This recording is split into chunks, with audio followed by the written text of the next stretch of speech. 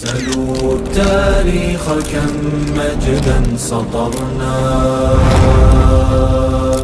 على صفحاته وبه تغنى. ملت هایی که به معلم ارزش قائل نشدن پلاهای رشد تعالی و ترقی را هرگز نخواهند پیمودند. پس معلم زیربنای یک اصل یک مملکت را تشکیل بدهد. اگر دکتر هست، اگر مهندس هست، اگر انجینر هست، اگر وزیر هست، اگر رئیس هست، در هر صنف و قشر که قرار دارد او باید مدیون احسان معلم باشد، باید دستای کفیده معلم را ببوسد، باید وضعیت اقتصادی که در حد پایین معلمین دارد به او باید توجه جدی شود.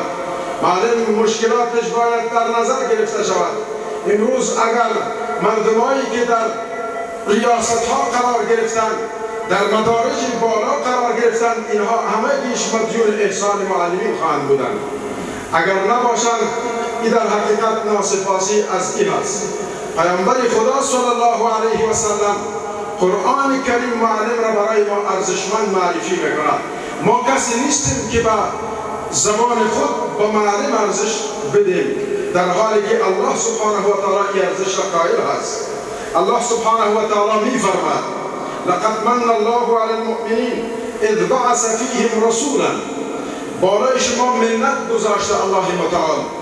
این من و احسان الله سبحانه و تعالی است که اذ بعث فیهم رسولا، در بین خود شما از جنس خود شما رسول را فرستادیم. من انفسهم، از نسل شما، از جنس انسان ها آفریدیم.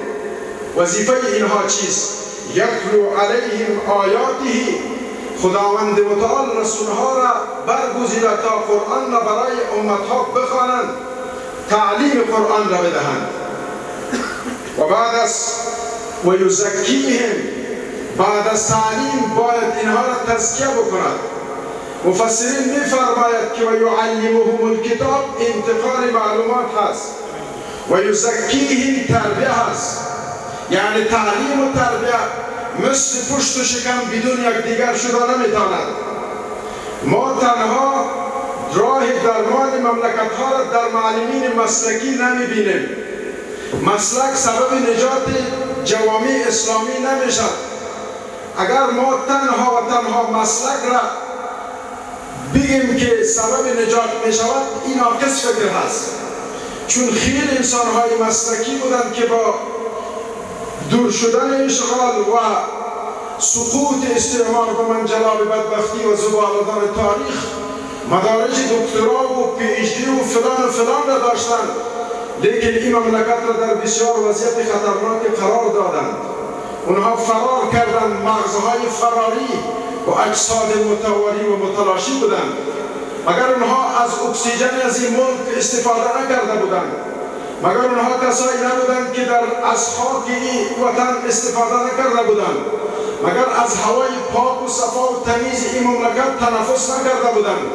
در این مملکت یاد گرفتند، لیکن رفتند این مملکت را به حد بالآخره کوچک فکر کردند که جای پا برای خود ندیدند. چون اونها مسلک داشتند، در وجود اینها به نام تربیت چیزی نبود. پیلوت ما مسلکی بود، متدین نبود. زمانی که به پیلوت گفته میشد که مدارس را بمباردمان کن، در بدل معاش خود آماده بود که مدارس را بمباردمان بکند. زمانی که یک تانکیست یا جنرال نظامی را میگفت که در بدل معاش میتونی که مدارس را به خاک و خون یکسان کنی، در بدل معاش خود بهترین هدف را میزد، لیکن در وجودش تقوا نبود. او در زانوی تلموزی و استاد متدین نزده بود. تزکیه در وجودش نبود. بله عزیزان و سروران، تنها مسلکی بودن سبب نجات امتها نمیشد، بلکه در کنار مسلکی بودن تزکیه و تقوا و تربیه هم لازم هست که ما به این توجه داشته باشیم. چون این الله میگه، رسول خدا صلی الله علیه و سلم به خاطر تعلیم کتاب قرآن و به خاطر تزکیه مردمای عصر خود اصول مادیه مقرر شده و یعلمهم الکتاب و الحکمه. وإن كانوا من قبل لفی ضلال مبین. بعد از این الله متعال می‌فرماید که اقوامی بودند که اونها در گمراهی بسیار واضحی به سر می‌بردند. رسول گرانقدر اسلام صلی الله علیه و سلم می‌فرماید فضل العابد كفضل ابنائكم. از فضیلت صحبت می‌کند. فضیلت انسان‌ها و فضیلت و مدارج افضلیت انسان‌ها را تعیین می‌کند. پیامبر صلی الله علیه و سلم می‌فرماید که فضل من بر فضیلت کوچکترین شما این قابل تصور نیست.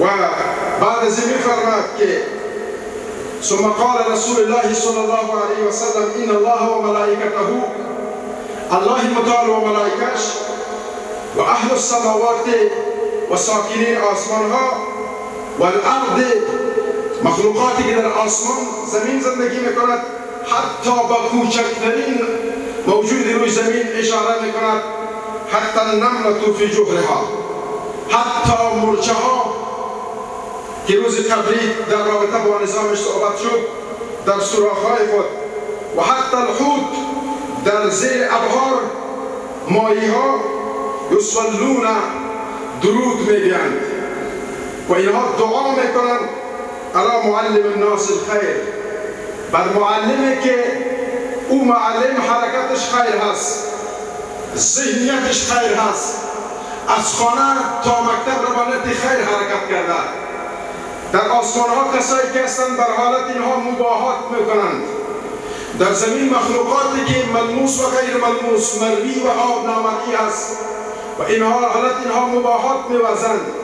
مرچه ها بر حالت معلمین قبطه میخورند.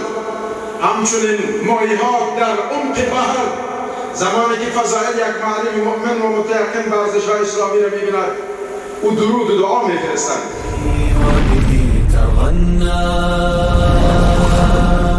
تهاب الأسد وطأتنا لأننا لغير الله كلا